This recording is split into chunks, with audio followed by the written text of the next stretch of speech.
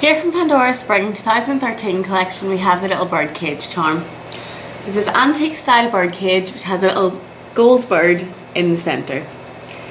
The bird cage itself is made from 95 sterling silver, and the inside bit of it here has been oxidised to enhance the detail of all the intricate railing. You can see there in the back the amount of detail that has gone in the whole way around.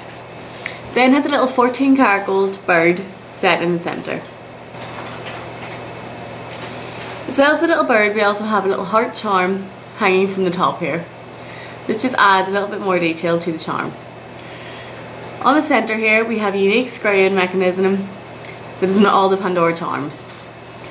This allows you to easily screw it on and off your favourite moment's bracelet or necklace. To see this charm as well as the rest of the Spring 2013 collection, go to Argento.com.